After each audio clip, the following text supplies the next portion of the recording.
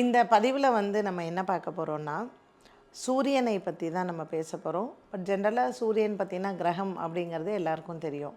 ஆனால் ஒரு ஜாதகத்தில் சூரியனினால் ஏற்படக்கூடிய சாதகம் என்ன, பாதகம் என்ன?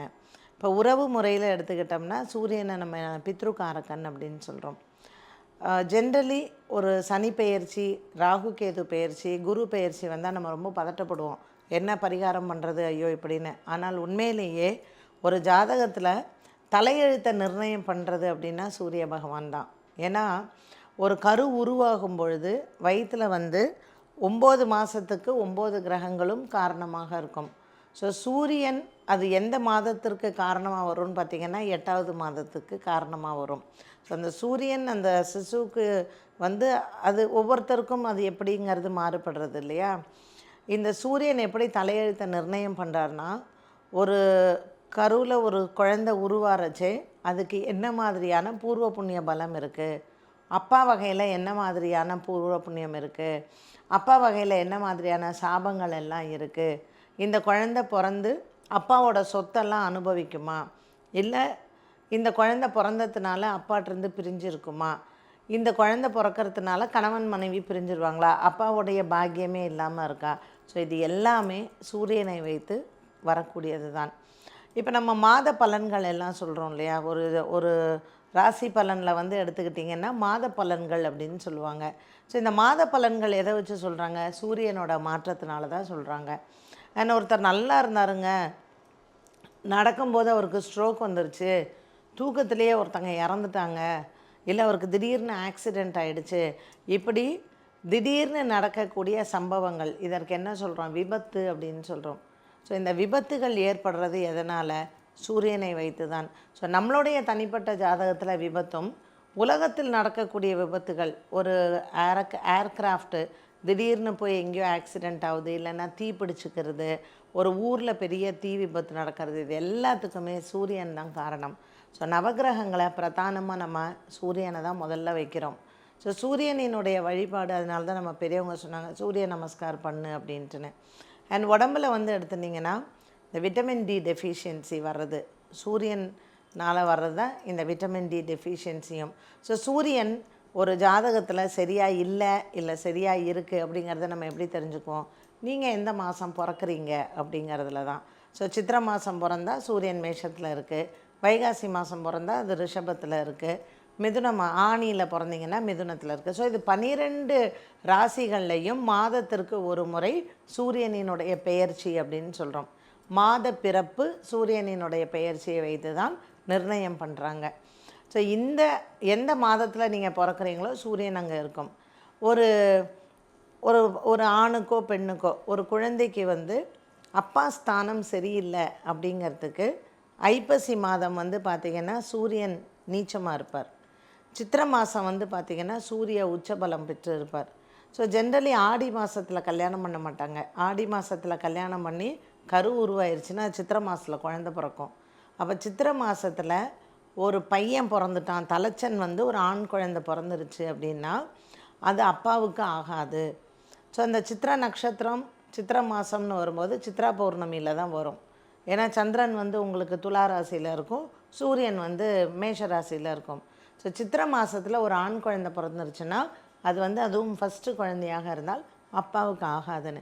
இப்படி நம்ம சூரியனுக்கு ஏகப்பட்ட விஷயங்களை சொல்லலாம். ஸோ இப்போ ரீசண்டாக வந்து எல்லோரும் பார்த்திங்கன்னா பித்ரு சாபம்னு சொல்கிறாங்க, அதனால தான் உங்களுக்கு பிரச்சனை அப்படின்னு. ஸோ ஒரு குடும்பத்தில் பிரச்சனை வந்து வெறும் பித்ரு சாபத்தினால மட்டும் வராது.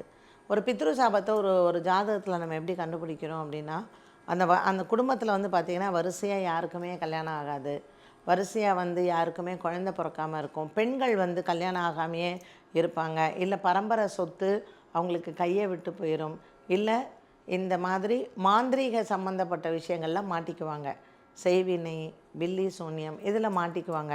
இதுலேருந்து எப்படி வர்றது அப்படிங்கிறது தெரியாது. ஸோ இந்த சூரியன் ஜாதகத்தில் ராகுவோடு சேர்ந்திருந்தாலோ இல்லை கேத்துவோடு சேர்ந்திருந்தாலோ, சூரியனுக்கு பகையான சனி செவ்வாய் இவங்களோட சேர்ந்திருக்கும் பொழுது திருமண வாழ்க்கை பாதிக்கப்படும். First marriage fail, second marriage fail, divorce. So ஒரு மனைவியோ அல்லது ஒரு கணவனோ தன்னை புரிந்து கொள்ளாத ஒரு சூழ்நிலை. ஸோ சூரியனுடைய கிரக சேர்க்கைன்னு சொல்கிறது, யார் கூட சேர்ந்துருக்கா அந்த சூரியன் அப்படிங்கிறது. ரெண்டாவது, பித்ருக்களினால் வரக்கூடிய பாபங்கள். ஒரு குடும்பத்தில் பித்ரு சாபம்லாம் எப்படி வரும்னு கேட்டிங்கன்னா, ஒருத்தர் இறந்துடுறாங்க உடனே அது பித்ரு சாபம் அப்படி கிடையாது.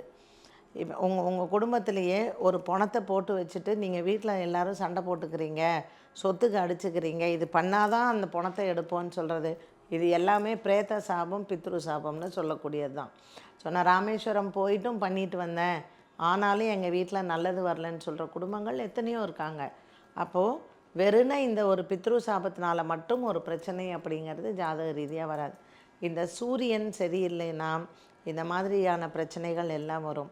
அண்ட் ரெண்டாவது, நம்ம சொல்கிறோம் இல்லையா, ஒரு சொந்த வீடு அமையிறதுங்கிறது, வீடை வாங்கி ஒரு வியாதினால் வீட்டை விற்றுட்டு திரும்பவும் நமக்கு சொந்த வீடு அமையா யோகம் இல்லாமல் எத்தனையோ குடும்பங்கள் இருக்காங்க. இதுவும் சூரியனினால் ஏற்படுறதான். ஸோ இந்த சூரியன் ஜாதகத்தில் சரியாக இல்லை, நீங்கள் எந்த மாதம் பிறக்கிறீங்களோ அந்த ராசியில் தான் சூரியன் இருக்கார். இதற்கு ஏதாவது பரிகாரங்கள் இருக்கா? கண்டிப்பாக ஒவ்வொரு மாதமும், இப்போ நீங்கள் எந்த ராசி வேணாலும் இருங்க, எந்த மாதம் வேணாலும் நீங்கள் பிறந்திருந்தாலும், இந்த தமிழ் மாதம் பிறக்குதில்ல, ஒவ்வொரு மாத பிறப்பும் அந்த மாத பிறப்பில் காலையில் கோதுமை தானம் பண்ணுறது ரொம்ப நல்லது. ஸோ உங்கள் பித்ருக்கள் ஆசீர்வாதம் இல்லை, நான் காக்காக்கு சாப்பாடு வைக்கிறேன், சனிக்காக இதை பண்ணுறேன், இருந்தாலும் எனக்கு கஷ்டங்கள்லாம் வருதுன்னு சொல்லணும் இல்லையா.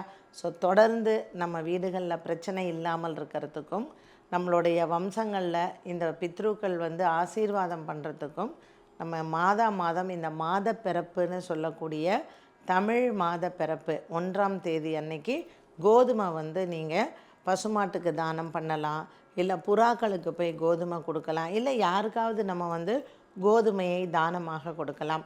ஸோ இதுக்கு இந்த சூரியனுக்கான பரிகார ஸ்தலங்கள்லாம் இருக்கான்னு கேட்டிங்கன்னா, நிறைய கோவில்கள் இருக்குது.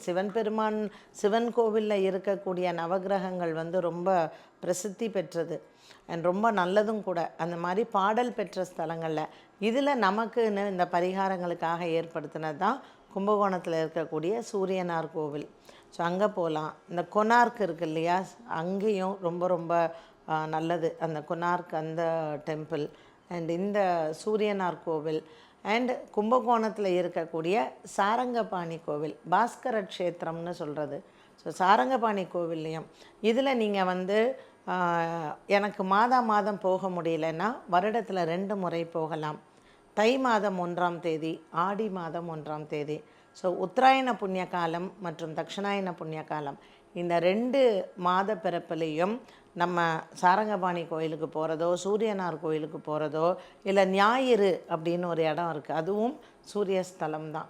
ஸோ இந்த ஆலயங்களுக்கு போயிட்டு அங்கே சிவபெருமானை நம்ம வில்வம் கொடுத்து அர்ச்சனை பண்ணிட்டு வந்தோன்னா இதை தொடர்ந்து பண்ணணும். சும்மா ஒரு தடவை போயிட்டு வந்தாலாம் பத்தாது, நம்ம தொடர்ந்து பண்ணும்பொழுது நம்மளுடைய வாரிசுகளுக்கு இந்த பாபம் எல்லாம் தேர்ந்து வரக்கூடிய சந்ததிகளுக்கு நம்ம புண்ணியத்தை தேடிக்கொள்ளலாம்.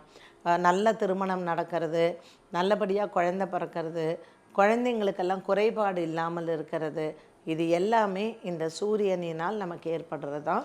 ஸோ சூரியனோட ஆசீர்வாதம் நமக்கு கிடைக்கணுன்னா டெய்லி காலையில் சூரிய நமஸ்காரம் பண்ணி நவகிரக ஸ்லோகத்தில் சூரிய காயத்ரி சொல்லலாம். நம்ம சூரியனை பார்த்து ஒரு 5 நிமிஷம் அந்த நவகிரக காயத்ரியில் சூரியனினுடைய காயத்ரியை நம்ம சொல்லும் பொழுது எனர்ஜி நமக்கு நல்லா இருக்கும், ஆரோக்கியம் நல்லா இருக்கும், சூரியனினால் ஏற்படக்கூடிய நமக்கு பாதிப்புகள் எல்லாம் போயிட்டு அந்த தெய்வ அனுகிரகம் அப்படிங்கிறது நமக்கு வரணும். இந்த சூரிய குலம்னு சொல்லக்கூடியதில் ராமபிரான் வரார். ஸோ இந்த சூரிய வம்சத்தில் வரக்கூடிய ஸ்ரீ ராமபிரான் ஆலயங்களுக்கும் நம்ம போகலாம். மதுராந்தகம் ஏரி காத்த ராமர் போகலாம், கும்பகோணத்தில் இருக்கக்கூடிய ராமசுவாமி ஆலயத்திற்கு போகலாம்.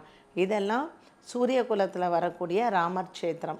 அங்கேயும் போயிட்டு தனுஷ்கோடியும் போயிட்டு நம்ம இவங்களெல்லாம் வணங்கி விட்டு வந்தால் எல்லா விதமான தோஷங்களும் சூரியனால் நமக்கு தீரும். ஸோ இவ்வளோ நேரம் நம்ம சூரியனை பற்றி சொன்னோம். இது உங்கள் ஜாதகத்தில் சூரியன் எங்கே வேணாலும் இருக்கலாம்.